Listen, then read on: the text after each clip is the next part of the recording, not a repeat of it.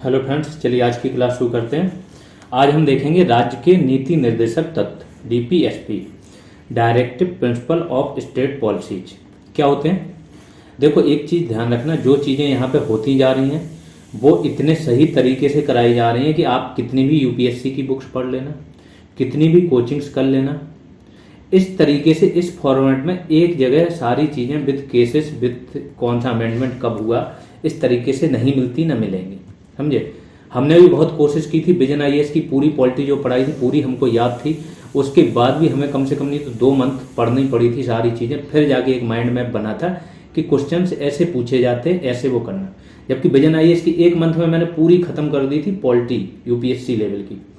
तो इसके पीछे एक बहुत हार्ड वर्क है जो आप लोग को दिया जा रहा है, तो बहुत अच्छे से इसको गेन करना और जो चीज़ें दी जा रही हैं उनकी एक वैल्यू जरूर करना। ठीक है, तो चलो शुरू करते हैं कि राज्य के नीति निर्देशक तत्व क्या होते हैं डीपीएसपी। और दूसरी चीज़ें केवल यहाँ काम नहीं आएंगी कि आपके 1 लाइनर्स एग्जाम में आप देख के जाओ, यूपीएससी का भी एग्जाम उठाओ, इस टॉपिक से जो होंगे ना आपसे हो जाएंगे। छोटे से छोटा उठाओ, उसमें भी देखोगे कि कोई भी क्वेश्चन ऐसा नहीं होगा जो बाहर जा रहा हो।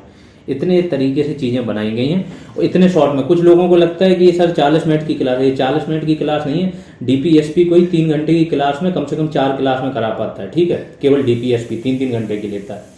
तो चीज़ें बहुत बल्क में मिल रही हैं, वो तो शॉर्ट फॉर्म में और तरीके से दी जा रही है, इसलिए लग रहा है कि कम टाइम में जा रही हैं। ठीक है, तो ये भाग कहाँ है? संविधान के भाग 4 में है। अनुच्छेद 36 से लेके 51 तक डीपीएसपी का वर्णन है। जैसा मैंने पहले बताया, कल्याणकारी राज्य की अवधारणा डीपीएसपी में ही निहित है। डीपीएसपी है क्या? मेनली राज्य को एक निर्देश दिए गए, संविधान ने निर्देश दिए राज्य को, राज्य मतलब देश को या अन्य राज्यों को, सबको, कि आप जो नीति निर्माण कर रहे हो उनमें इन तत्वों को प्रमुख रखना है। ये बाध्यकारी तो नहीं है, इस पर बात हुई थी, उसमें जो संविधान सभा थी उसमें बात हुई कि क्या इसको बाध्यकारी बनाया जाए, लेकिन देश के पास इतने संसाधन नहीं थे कि इनको बाध्यकारी बना दें और देश इनको पूर्ण कर पाए। तो फिर अंबेडकर जी ने यही बोला था कि ये हालांकि ये बाध्यकारी नहीं है, लेकिन राज्य की नीति में प्रमुख होंगे। अगर कोई शासक, कोई मतलब सीएम या पीएम, वो जाके अगर इसको पूरा नहीं करता है तो 5 साल में उसको जनता के सामने जाना पड़ेगा, वहाँ जवाब देना पड़ेगा कि हमने ये चीज़ें नहीं की, लागू नहीं कर पाए, तो वहाँ से उसको जवाब मिलेगा। इसलिए इसको बाध्यकारी नहीं बनाया गया। तो सामाजिक आर्थिक न्याय की अगर कहीं से पूछा जाए कि कहाँ बात होती है तो वो आपकी यहीं पे होती है, नीति निर्देशक तत्वों में। कल्याणकारी राज्य की अवधारणा भी यहीं पे होती है। कहाँ से लिया गया ये? आयरलैंड के संविधान से लिया गया। आयरलैंड ने कहाँ से लिया था? स्पेन से। आयरलैंड स्पेन से होता। एक इंस्ट्रूमेंटेशन था 1935 के अधिनियम में, अनुदेशों का दस्तावेज, उससे ही लिया गया मेनली।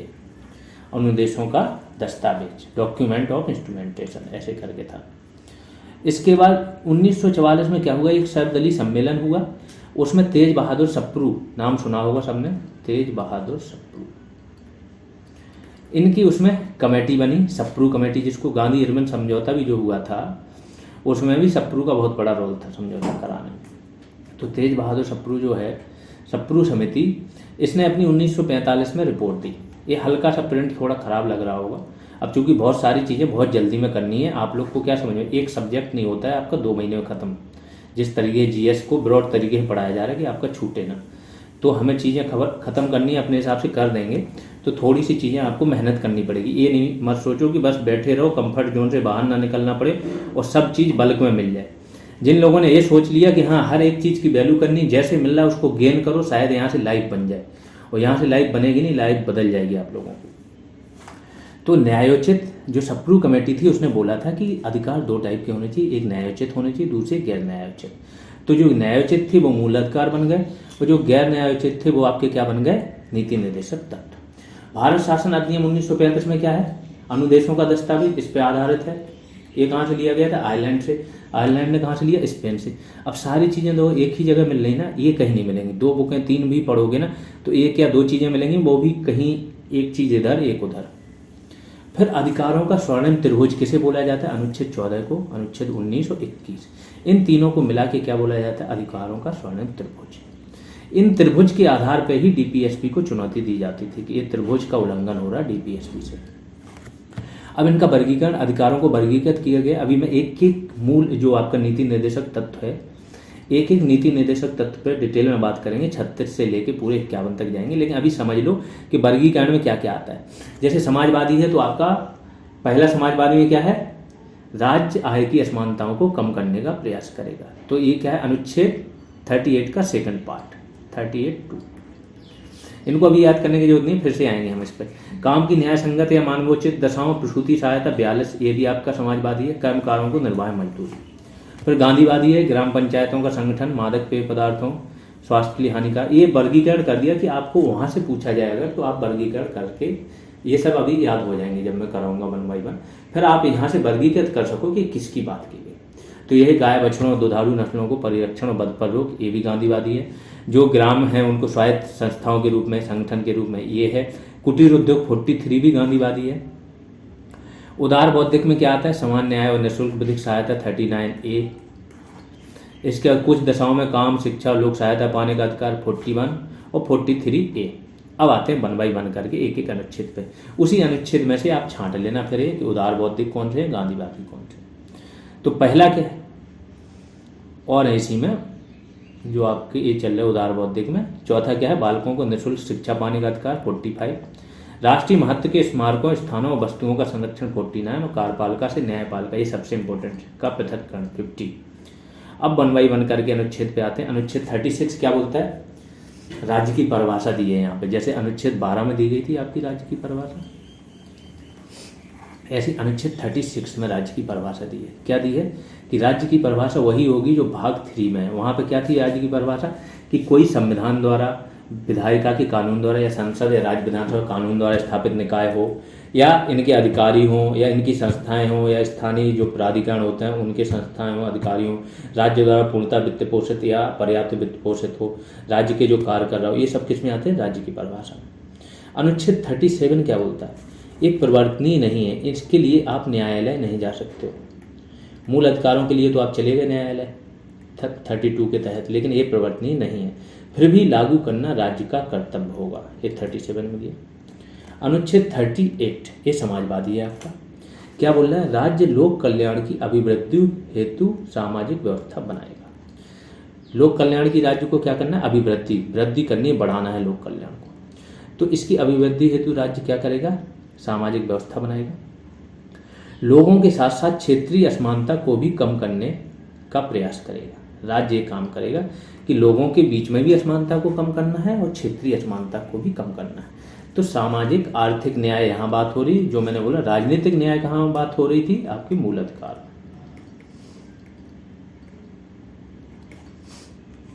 आगे आते हैं 39, ये सबसे इंपॉर्टेंट है, इसके 6 पार्ट हैं। सामाजिक इसका क्या है, पुरुष तथा स्त्री सभी नागरिकों को समान रूप से जीविका के पर्याप्त साधन प्राप्त करने का अधिकार है। पुरुष हो चाहे स्त्री हो, ये एक एक याद करना है आपको। जैसा मैंने बोला 1 से लेकर 51 तक एक एक अनुच्छेद आपको याद होना चाहिए।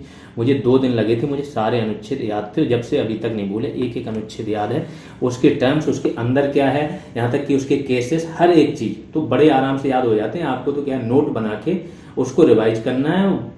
रिवाइज करो, फिर 1-2 घंटे का ब्रेक लो, फिर एक बार रिवाइज करो, फिर 2 घंटे का, फिर एक बार, तो याद हो जाएंगे। पुरुष तथा स्त्री सभी नागरिकों को समान रूप से जीविका के पर्याप्त साधन प्राप्त करने का अधिकार है। समुदाय, ये जो मैंने बोला 39B और 39C, ये है 39C, ये दुनिया के सबसे इम्पोर्टेंट है। समझो, समाज जो समाजवादी व्यवस्था है या साम्यवादी सरकार है, उसका ये मेन ढांचा है। तो ये क्या बोल रहे हैं, समुदाय के भौतिक संसाधनों का स्वामित्व और नियंत्रण इस प्रकार बटा हो जिससे सामूहिक हित का सर्वोत्तम रूप से साधन हो। समुदाय मतलब पूरे देश के लोगों के। भौतिक संसाधन या उत्पादन के साधन क्या होते हैं, जो फिजिकली आपकी चीज़ें, संपत्ति वगैरह, इनका स्वामित्व और नियंत्रण इस प्रकार बटा हो जिससे सामूहिक हित, पूरे देश के लोगों के हित का सर्वोत्तम रूप से साधन हो। 39C क्या बोला, आर्थिक व्यवस्था इस प्रकार चले कि धन एवं उत्पादन के साधनों का सर्वसाधारण के लिए अहितकारी संकेंद्रण ना हो। अहितकारी संकेंद्रण मतलब एक जगह पूंजी इकट्ठी ना हो। धन उत्पादन के साधन क्या, फैक्ट्री, कारखाने वगैरह, इनका अहितकारी संकेंद्रण ना हो। डी क्या बोलता है, ये 39B और C, इनको लागू करने के लिए क्या हुआ है, बहुत सारे मूल अधिकारों पे इन्हें वरीयता 14 पे दी गई, 19 पे दी गई।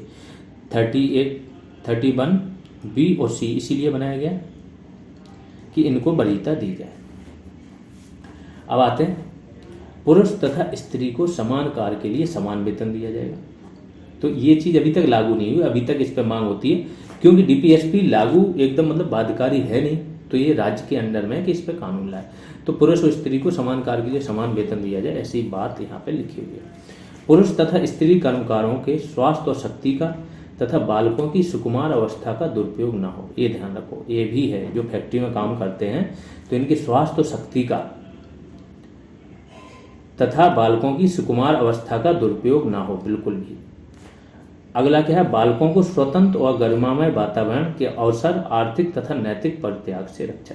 ये बालकों, बच्चों के लिए कि उनको स्वतंत्र और गरिमामय वातावरण मिले बचपन में, और आर्थिक उनका नैतिक परित्याग नहीं कि माँ बाप गुस्सा हो गए, उनका आर्थिक परित्याग कर दिया, नैतिक रूप से परित्याग कर दिया, इससे भी संरक्षण प्रदान किया जाएगा। और राज्य क्या है, इसके लिए कानून बनाएगा, मतलब देश में संसद भी बनाएगी और राज्य भी बनाएंगे।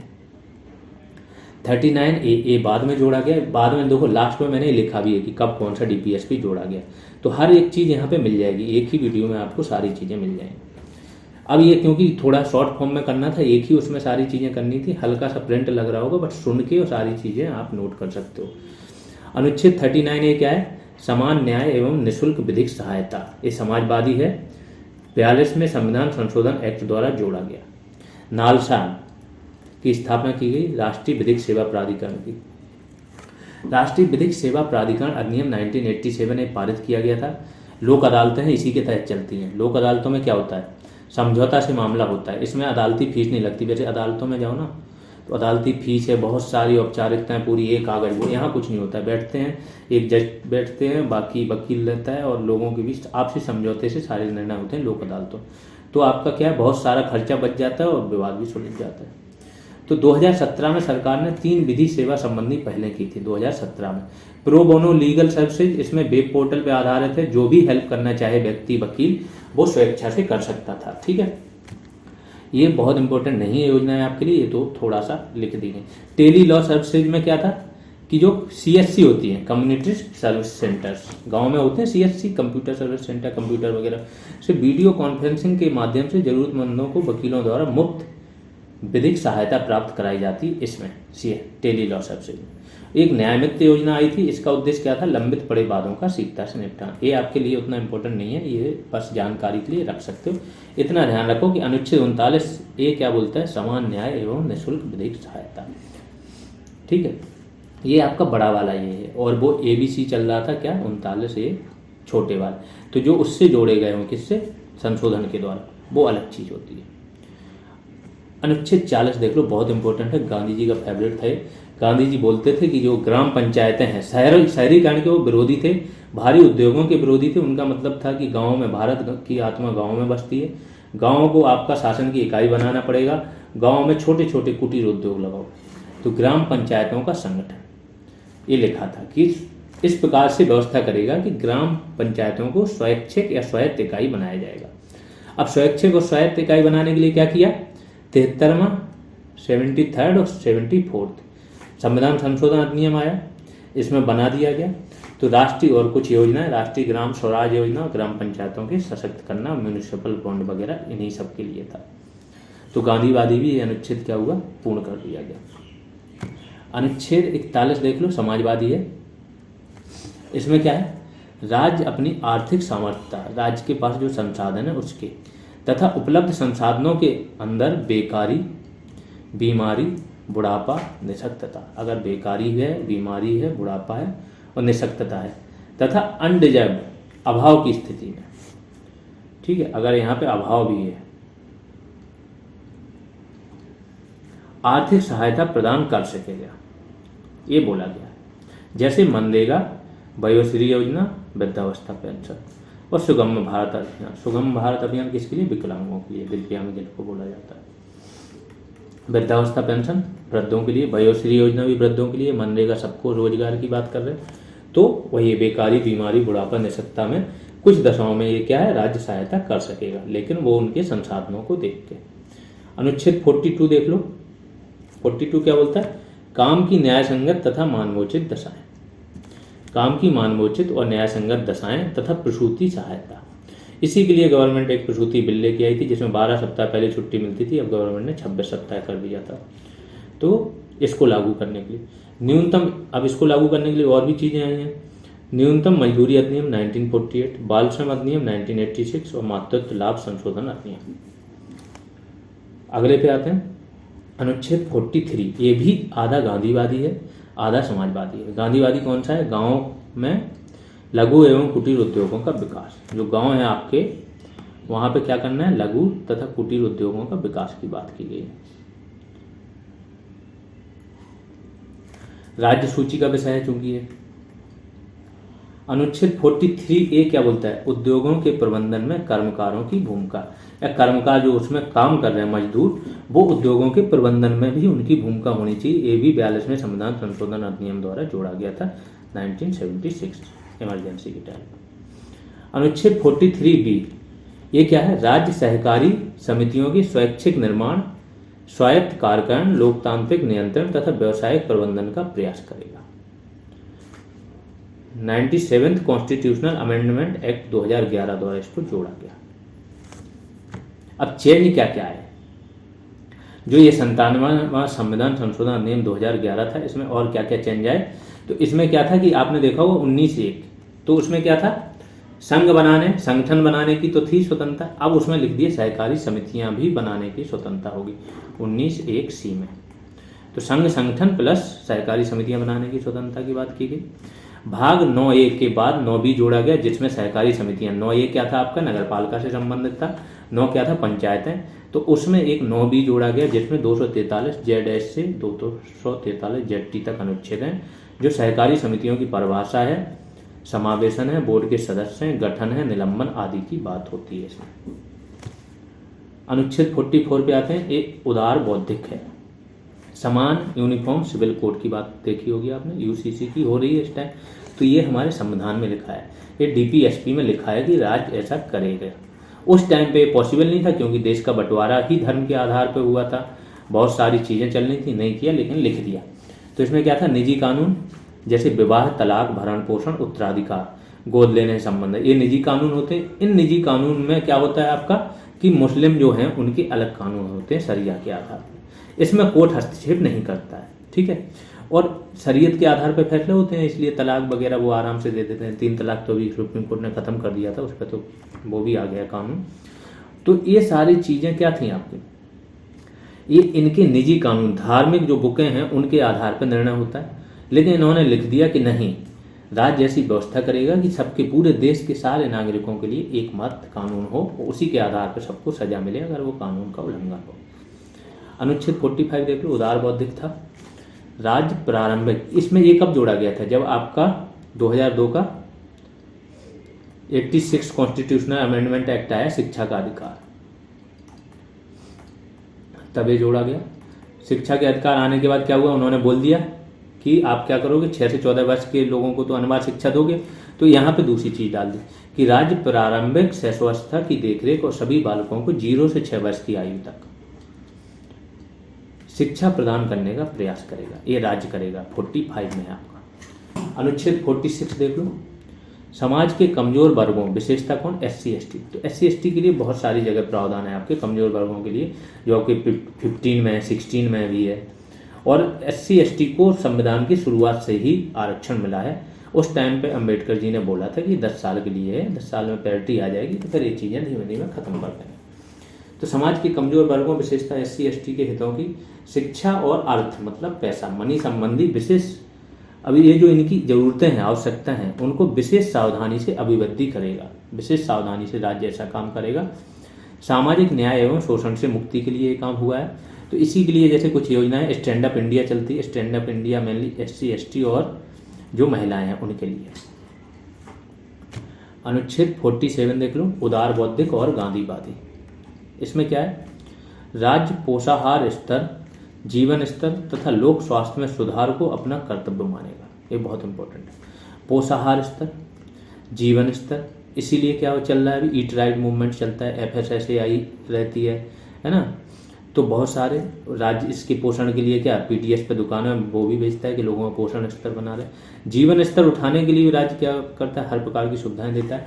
और लोक स्वास्थ्य में सुधार, आयुष्मान भारत इसी के लिए आई है, को अपना कर्तव्य मानेगा तथा मादक पेय स्वास्थ्य के लिए हानिकारक औषधियों को प्रतिबंधित करेगा। मादक पेय मतलब शराब वगैरह, इसी के तहत गुजरात में सबसे पहले शराबबंदी हुई थी, क्योंकि गांधी जी का वो था, गांधी जी शराब के बहुत खिलाफ थे। तो मादक पेय स्वास्थ्य के लिए हानिकारक औषधियों को राज्य का प्रतिबंधित करेगा।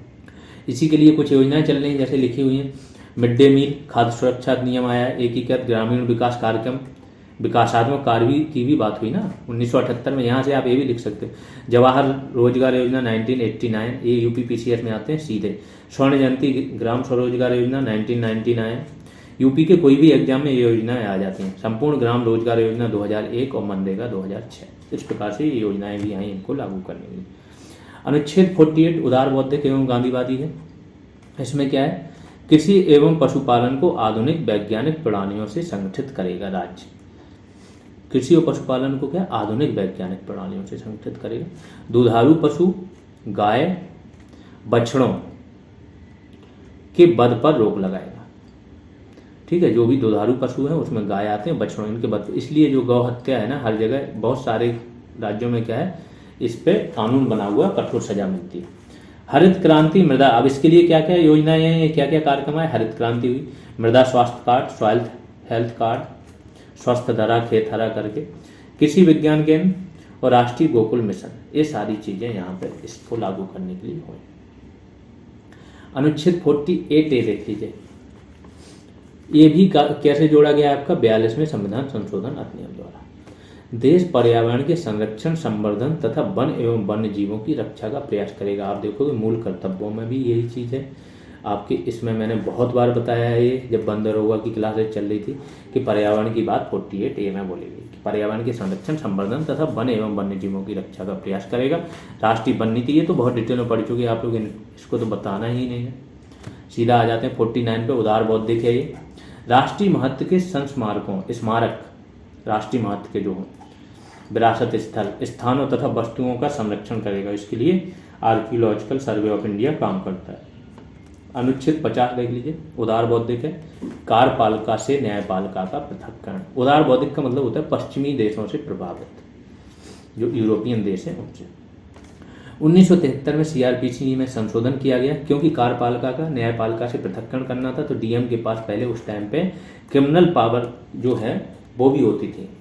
क्रिमिनल केसेस हैं उनको भी निपटाने का पावर होता था। फिर सीआरपीसी में संशोधन किया गया तो क्रिमिनल केसेस अलग कर दिए गए डीएम के, और दीवानी केसेस अलग कर दिए, सीधा न्यायालय को दे दिया गया वो सारी चीज़ें। अनुच्छेद 51 ये बहुत इंपॉर्टेंट है। भारत की विदेश नीति पूरी इसी पे चलती है। चीन के साथ पंचशील समझौता भी इसी के तहत किया गया था, लेकिन उन्होंने धोखा दे दिया था। तो इसमें क्या है, अंतर्राष्ट्रीय शांति और सुरक्षा की अभिवृद्धि करेगा देश। न्याय संगत और सम्मानपूर्ण संबंध बनाए जाएंगे दुनिया के देशों से।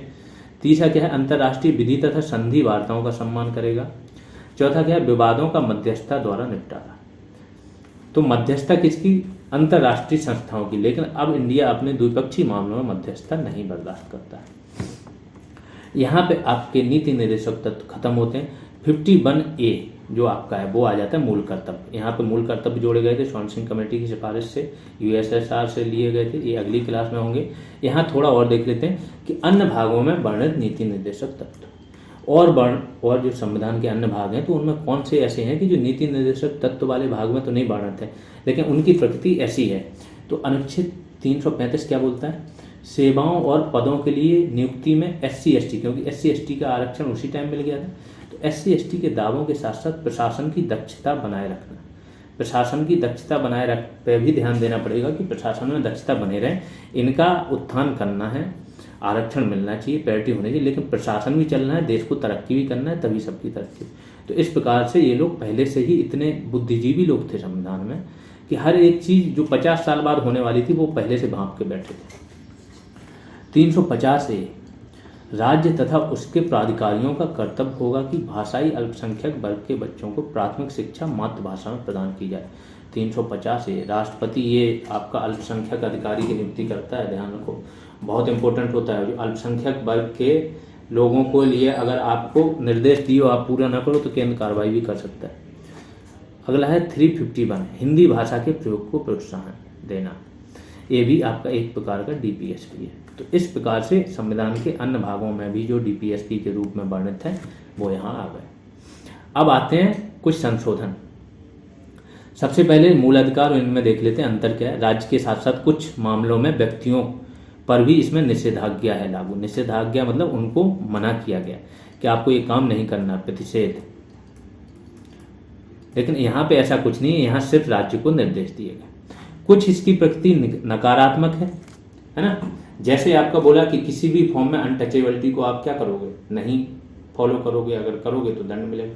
इसकी सकारात्मक, इसकी सारी चीज़ें सकारात्मक, यहाँ मना नहीं किया गया, यहाँ बोला गया ये काम करना।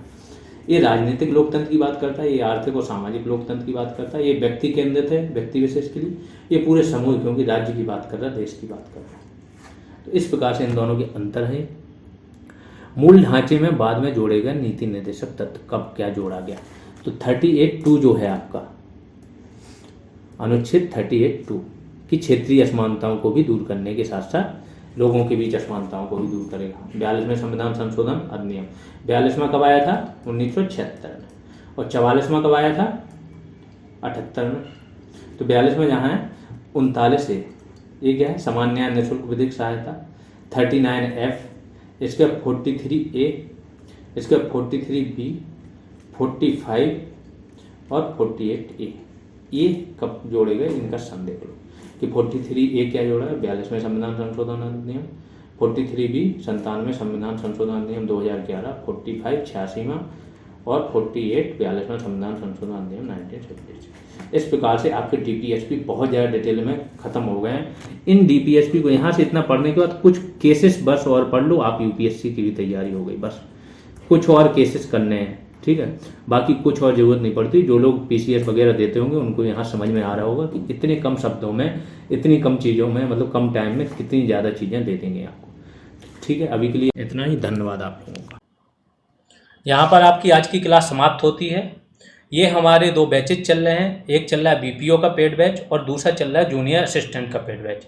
इसमें आपको बीपीओ के पेड बैच में क्या मिल जाएगा, पंचायती राज पर सारी वीडियो क्लासेज मिल जाएंगी और उनकी पीडीएफ आपको सिंगल पीडीएफ में मिल जाएगी 346 पेजेज की। सिंगल पीडीएफ आपको कंप्यूटर की मिल जाएगी 280 पेजेज की। टॉपिक वाइज एमसीक्यूज टेस्ट मिल जाएंगे, बहुत इंपॉर्टेंट है। सोचो कि ये सारा जितना भी आपका कंटेंट है इसको हमने थ्योरी फॉर्म में कवर करा दिया, फिर वो सारा कंटेंट आपका किस में आ गया, एमसीक्यूज फॉर्मेट में, प्लस और भी एमसीक्यूज आ गए जो मार्केट में कहीं पर भी थे वो यहाँ पर आपको मिल जाएंगे। टोटल हमने 12 टॉपिक्स में पूरा पंचायती राज डिवाइड किया था। हर टॉपिक पर एक टेस्ट है और हर टेस्ट में आपके 150 से 200 क्वेश्चन हैं। तो ये आपका कहीं से फिर बाहर रहता ही नहीं है कोई क्वेश्चन। यहाँ से आपका 2 तरीके से कवर हो जाएगा, एक थ्योरी क्लास है और दूसरा topic wise MCQs test. 12 test तो ये है, प्लस 15 टेस्ट फेज 1 में हुए थे, उसमें भी सब में किसी में 100 क्वेश्चन है मिनिमम, किसी में 150। तो टोटल 27 टेस्ट आपको पंचायती राज पर मिल जाएंगे। इसके बाद कंप्यूटर पर भी आपको टॉपिक वाइज एमसीक्यूज टेस्ट मिल जाएंगे 12, हर टॉपिक पर एक। वैल्यू एडिशन क्लासेज मिल जाएंगी, इनकी पीडीएफ मिल जाएंगी। ठीक है, वैल्यू एडिशन पे हमने क्या किया, पंचायती राज पर वैल्यू एडिशन मीन्स वो कंटेंट जो क्लासेज और टॉपिक वाइज एमसीक्यूज से बाहर का था, किसी भी बुक में था, तो पंचायती राज पर भी है वो आपका। इसके बाद स्कीम्स पर भी है, सेंट्रल गवर्नमेंट की पे स्कीम्स पर है, प्लस यूपी गवर्नमेंट की स्कीम्स पर है। वो सारी चीज़ें मिल जाएंगी आपको। यूपी स्पेशल वीडियो क्लासेज और पीडीएफ मिल जाएंगी। टास्क करने का आपको मौका मिलता है। टास्क करते हो तो एक तो आप खुद परफॉर्म करते हो, आपकी एक आदत डेवलप होती है, प्लस उससे आपको मौका मिलता है सुपर ग्रुप में जाने का।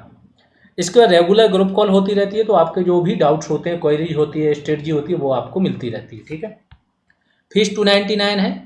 पेटीएम, फ़ोनपे, गूगल पे कुछ भी कर सकते हो, इस नंबर पर करना है। नेम ये चेक कर लेना।